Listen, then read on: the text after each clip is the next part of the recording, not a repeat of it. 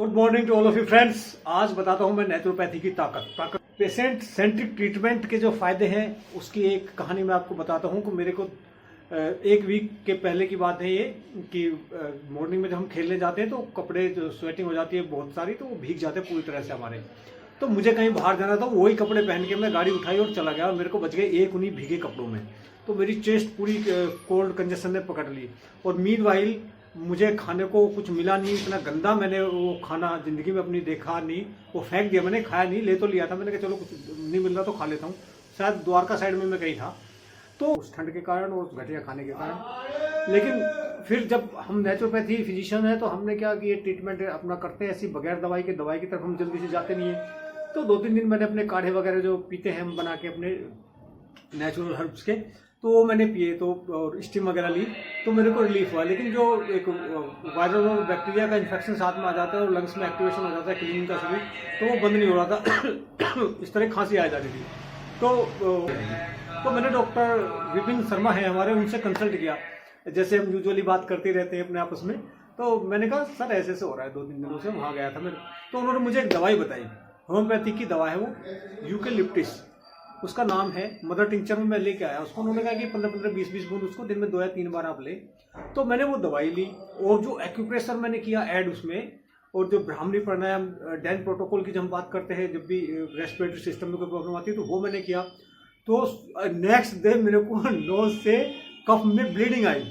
तो मैंने कहा ओह, हालांकि ये पहला वाक्य नहीं था, कभी कभार पहले भी हुआ था, तो ऐसा हो जाता था मेरे साथ। तो जब मॉर्निंग में मैं खेल के, और आदत इतनी खराब है अपनी कि शरीर को भी नहीं देखते, तो मैं वृक्षासन कर रहा था उल्टा हाथों पे, हैंड स्टैंड जिसे बोलते हैं। तो मैंने हैंड स्टैंड किया तो मेरी नाक में एकदम फ्लो सा इधर आया और ब्लड का। तो हालांकि ब्लड नहीं गिरा, जैसे नक्सीर छूटना कहते हैं, वो नहीं हुआ।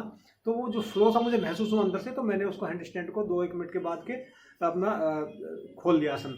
तो जब मैं देखता हूँ तो वहाँ कफ में ब्लड मेरा जैसे नाक से करके ऐसे थूकते हैं तो उसमें ब्लड आ रहा था।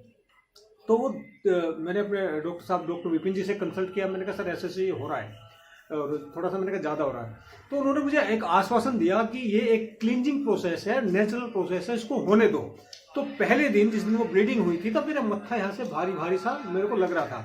लेकिन अगले 24 आवर्स के अंदर ही अंदर मैं इतना हल्का मेरा शरीर, इतना हल्का मेरा माथा, और जो ये ब्लीडिंग थी ये हालांकि 3 दिन तक चली कफ में। लेकिन आम आदमी का क्या होता है कि वो डर जाता है कि पता नहीं मैं किस जाल में फंस गया हूँ, मेरे को कौन सी दवा ने साइड इफेक्ट कर दिया है। ऐसा कुछ नहीं है, ये बॉडी का नेचुरल क्लीनिंग प्रोसेस है। ब्लड अगर आपका कहीं इन्वॉल्व हो रहा है तो समझ लीजिए कि वहाँ आपकी इम्यूनिटी इन्वॉल्व हो रही है और वो अपना काम बेहतर ढंग से कर पा रही है।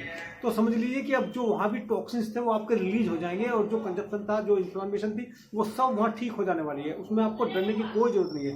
तो ये 72 आवर्स लगे। जो अपनी स्ट्रिक्ट डाइट्स हम लोग करते हैं वही हमने ली, और nitric oxide breathing Dan protocol जिसे हम बोलते हैं, ब्राह्मणी प्राणायाम जिसमें होता है वो मैंने किया। एक्यूप्रेशर जो मैं जानता हूँ, वो भी पॉइंट मैं जानता हूँ, वो सारे मैंने अपने पे अप्लाई कर दिए। लेकिन इम्पैक्ट इतना तगड़ा आया कि मेरे को जो है 2 दिन में सारा सिस्टम मेरा आपके सामने में खड़ा हूँ। तो कोई लिथार्जीनेस, कोई थकावट, उस तरह की चीज़ें तो आती नहीं है। तो बहुत बहुत धन्यवाद डॉक्टर विपिन जी का। और हमारी जो प्राकृतिक चिकित्सा में हमारा विश्वास है वो इस तरह से और भी सुदृढ़ होता है। और जो इस तरह के फीडबैक आते हैं कि जो नेचुरल चीज़ है हमें उसको पकड़ना है, सच और झूठ के खेल से निकलना है, दवाइयों के जाल से निकलना है। और ये मोटे तोंद वाले डॉक्टर, तशरीफ उनकी कुर्सी पे रहती है, तोंद उनकी टेबल पे रहती है। आपको जो दवाई बताते हैं उस दवाई की 4 गुना दवाई वो सुबह खा के बैठता है टेबल पे, तब जाके शाम तक वो काम कर पाता है। तो उन डॉक्टर से बचने की जरूरत है। अपनी मदर नेचर में आपको विश्वास रखना है, अपने शरीर में भगवान ने बनाई है मशीन, इसमें विश्वास रखना है। इसमें कुछ भी अप्रिय घटना हो ही नहीं सकती। सिर्फ आपको अपने फूड की टाइमिंग और फूड की क्वालिटी और फूड की क्वांटिटी, 3 चीज़ों का ध्यान रखना है। और कुछ भी अगर आप ध्यान नहीं रख पाते, सिर्फ ये ध्यान रख लीजिए कि जिस फूड में कुछ भी मिलाना पड़ रहे, आपको नमक मिर्ची नहीं मिलानी पड़ रही, चीनी नहीं मिलानी पड़ रही, उसको प्रोसेस नहीं करना पड़ रहा, उस फूड को आप खाइए। नेचुरल फॉर्म में जो फूड है, जैसे कि आलू को आप बगैर नमक के नहीं खा सकते, तो भाड़ में जाए आलू नहीं खाना। तो इस तरह से आप चीज़ों को सेलेक्ट करिए और उनको इंटेक करना शुरू करिए एक टाइम के साथ। तो बहुत बहुत धन्यवाद साथियों, यही मुझे बताना था इस वीडियो में। प्राकृतिक चिकित्सा की ताकत मुझे आपको बतानी थी। शायद मैं इस वीडियो में आपको एक समझाने में कामयाब रहूँगा। आप सबको इस तरह के वीडियो में दी गई कोई भी जानकारी अगर अच्छी लगती है तो कृपया चैनल को सब्सक्राइब कर लें, वीडियो को लाइक कर लें और शेयर की आप जैसे और भी लोगों को फायदा हो सके। आप सबने इस वीडियो को इतने धैर्यपूर्ण तरीके से देखा, इसके लिए आप सबको हृदय की गहराई से बहुत बहुत धन्यवाद। जय हिंद, जय भारत, जय हिंद।